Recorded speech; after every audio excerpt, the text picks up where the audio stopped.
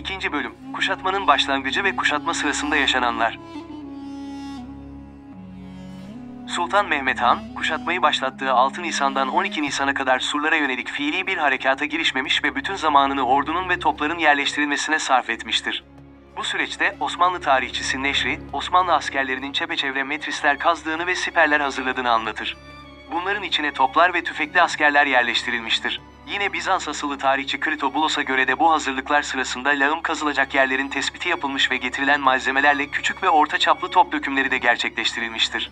Yine fethi anlatan tarihçelerde 18 Nisan'a kadar büyük bir askeri hareketlilik olmadığı, sürekli şekilde topların ateşlendiği anlatılır. Yani diyebiliriz ki, kuşatmanın ilk günlerinde Sultan Mehmet Han öncelikle top ateşiyle surları tahrip etmeyi ve müdafiler üzerinde büyük bir moral çöküntüsüne yol açmayı hedeflemişti. Yine kuşatmanın bu ilk evresinde tesirli top atışları yanında, surların altına doğru tünel yani lağım kazma işleri de başlamıştır. Bu kazılan tüneller, surların yıkılmasında neredeyse toplar kadar etkili olmuştur.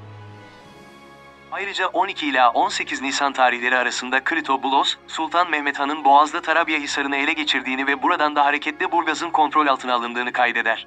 Aynı dönemde donanmaya komutanlık eden Baltaoğlu Süleyman Bey de Büyükada'yı ele geçirmiştir.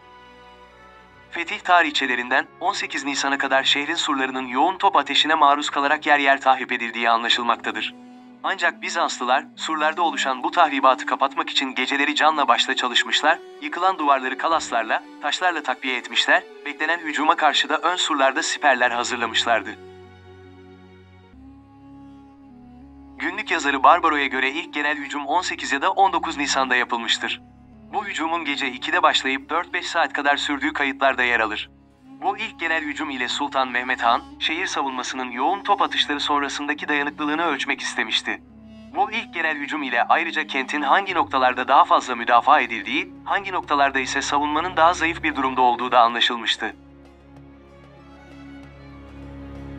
20 Nisan günü ise kuşatma açısından adeta önemli dönüm noktalarından biriydi.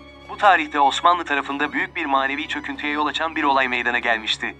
20 Nisan'da yardım için gelen 3 Ceneviz ve bir Bizans gemisi, Yedikule açıklarında önlerini kapatmaya çalışan Osmanlı donanmasını rüzgarın da desteğiyle yarıp Haliç'e girmeyi başarmıştı.